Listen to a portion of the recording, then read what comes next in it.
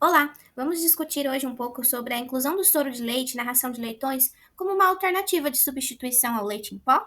Esse é um trabalho conduzido pela discente Milena Fogaça de Meira sob orientação do professor Alessandro Amorim da disciplina de suinocultura. Então, qual que é o cenário atual hoje da suinocultura nessa fase do desmame? O que a gente tem aplicado? O que as grandes granjas de alta produção têm aplicado? O que o pequeno produtor tem aplicado? Então a gente precisa discutir sobre isso. Qual é o cenário atual nessa fase de desmame e como está sendo feito?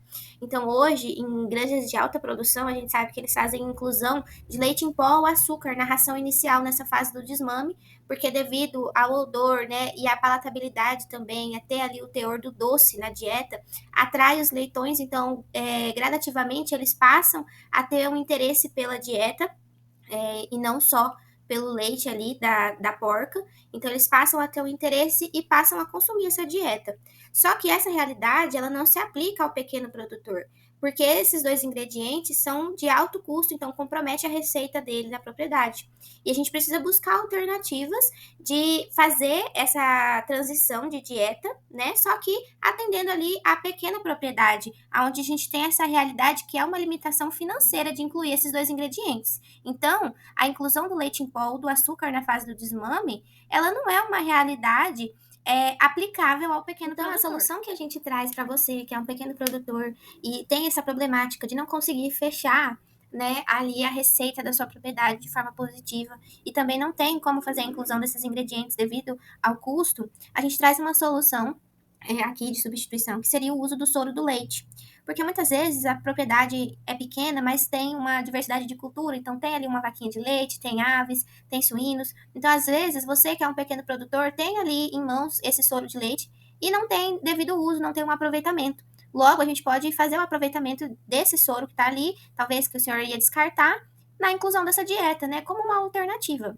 Então, a gente aplicar o uso desse soro não compromete a receita da propriedade, porque ele tem um custo reduzido e dá um destino, né, correto ali, sem necessidade de descarte desse soro. Mas também, se for o caso de que não haja na propriedade uma vaca, né, vaca de leite em criação, que na compra desse soro de leite de algum laticínio ou algum vizinho, a gente precisa se atentar que o transporte desse soro não pode ser maior que 15 quilômetros da sua propriedade, porque vai estar comprometendo a receita de que modo?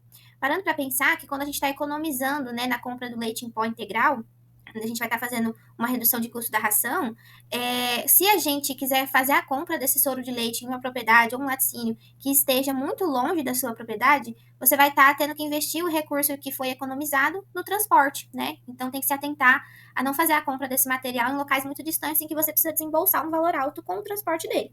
Quando a gente fala dessa inclusão, entra aí a dúvida de como fornecer, né? De como fazer essa inclusão. E ela pode ser feita ali líquida, como você tem ali de forma mais direta, ou também pode ser feita em pó. Hoje a gente já encontra também a comercialização do soro de leite em pó. E a gente tem uma recomendação, né, na tabela brasileira de aves e suínos, em que a gente pode fazer a inclusão entre 10 até 20% da narração nessa fase inicial. Entretanto, existe sim alguns estudos em que faz a inclusão de mais de 20% e também obtém bons resultados, então frequentemente está sendo estudado esse nível de inclusão, mas esse é o recomendado. O que a gente tem, talvez, como consequência do uso, né, do soro do leite, como um substituto do leite em pó, é que a gente não vai ter uma alteração ali do consumo da ração, né? Não vai aumentar, às vezes vai aumentar no início por curiosidade dos animais, mas tende a decair novamente. E a gente não tem números significativos de ganho médio de peso diário, né? Em que aumente, em que a gente consiga falar, aumentou significativamente. Entretanto, é um recurso que dá para ser utilizado.